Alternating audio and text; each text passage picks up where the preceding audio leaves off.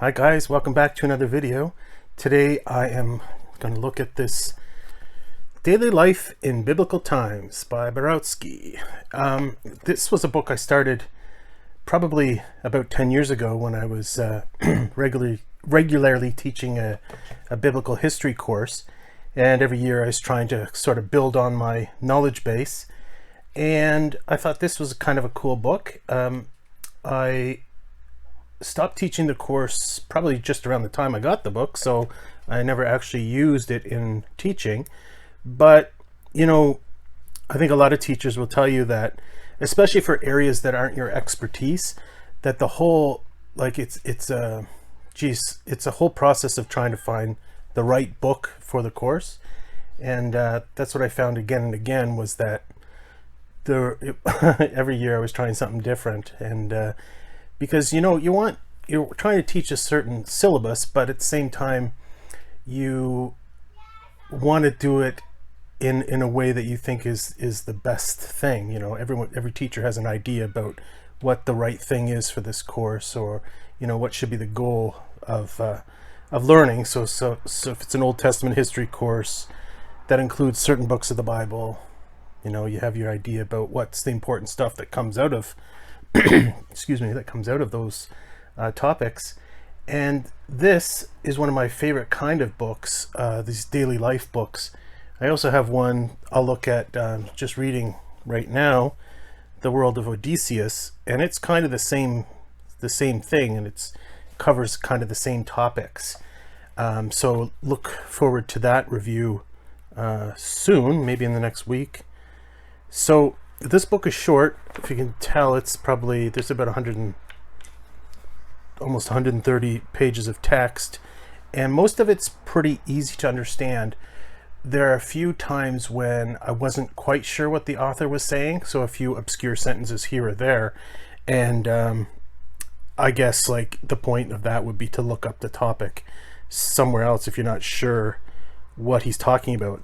But basically this is, as it says, everyday life, and it talks about rural life, divided up into different topics, urban life, the household and life cycles, ancient Israelite arts, writing, and a day in the life of the Ahuzim family.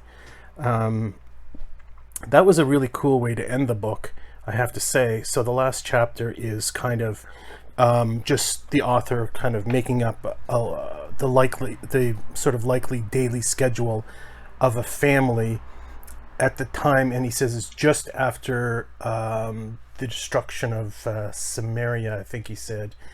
So we're looking at the time. So in terms in the title Biblical Times, he means the period of the Israelite kingship.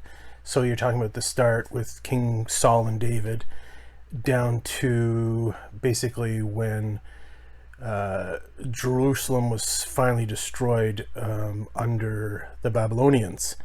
So you're looking at from about 1000 BC, 900 and something, to about, what was that date? I'll put it up on the screen here, but you're looking at I don't know, 700 or something like that, 650 or whatever. No, of course, Israelite history, well, it's still going on, and the Old Testament was obviously still being composed after that period, and probably most of it was written after the destruction of Jerusalem. So you can talk about in terms of page length or whatever. So without getting too much into that, I don't want to get too much into that in terms of the historicity of the Bible or whatever, but it is interesting as a source, as a historical source. The Bible is very rich, but it takes a lot of skill to read the Bible as a historical document, to figure out exactly what is the historicity of the story. What can you learn from the biblical story and what you can't learn? And so obviously the author has to make judgments. And in fact, the author of this book also has to make judgments. He's talking about trying to discover who were the people, what was the culture out of which this person, Homer, wrote these two books, the Iliad and the Odyssey.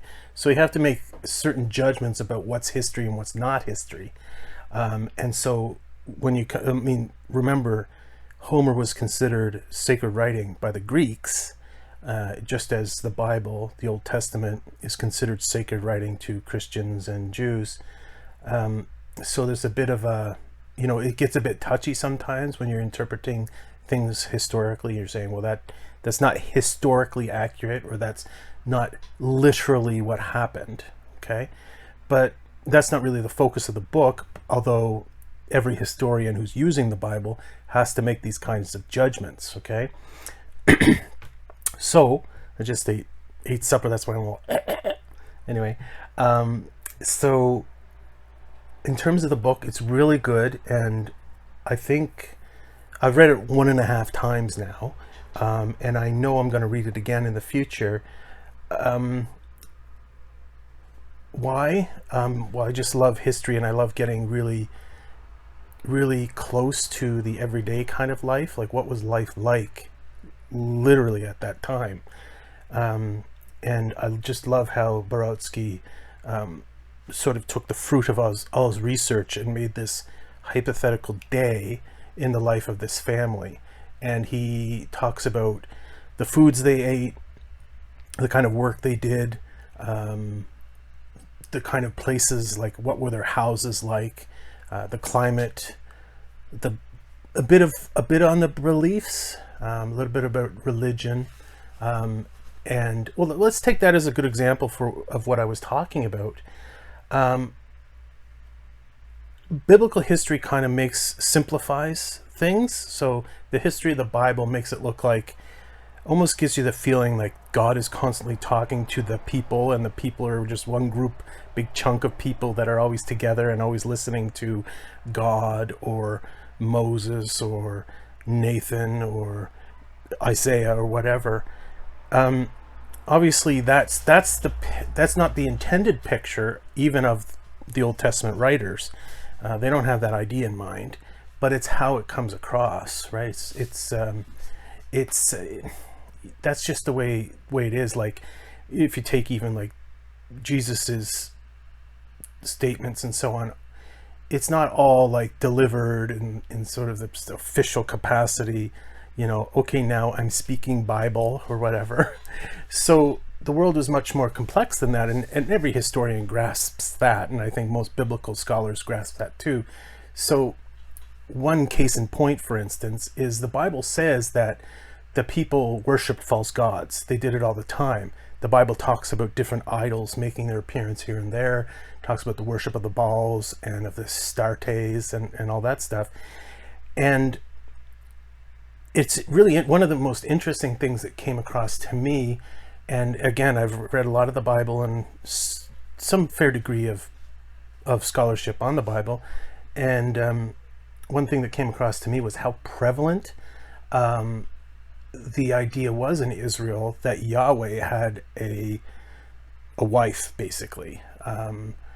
And that this comes across in terms of the what's the word I'm looking for? Archaeology, discovering all these things, discovering references to, or examples of female idols. And there's lots of pictures in this book and some maps and so on that help you situate and sort of get an idea of these things. But I guess, okay, who would best... So the book itself, the introduction says that the book was written for basically grad students. Okay, undergraduate and graduate students, teachers, and interested readers not specializing in the topic.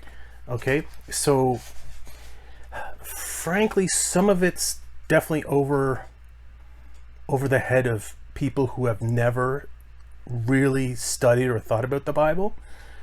But most of it's quite accessible. Even for me, that I've read the Bible numbers of times and have taught the course of biblical history, 5 times or whatever. So even for me, there were some things, because I'm not a specialist, that were a bit incomprehensible to me, but most of it, the lion's share, 95% of the book is comprehensible. And I think for most people, you get a lot out of it. So I highly recommend this book. It's a short read, and it's one that you can read a few times, or just look at certain sections and say, okay, I want to know more about this topic or whatever. So I highly recommend it. I really enjoyed it. And as I said, I have the book on the world of the Odyssey, and I also have one on daily life under Charlemagne. So I imagine that I will present on that one sometime too. So these daily life books are just awesome. I love these things. So anyway, that's all I wanted to say today. I hope everyone's doing well. It's not super hot here today, but it's muggy, and I keep getting soaked every time I stand up and do something. I'm a sweaty fat man. Anyway, all the best, guys. We'll talk to you soon.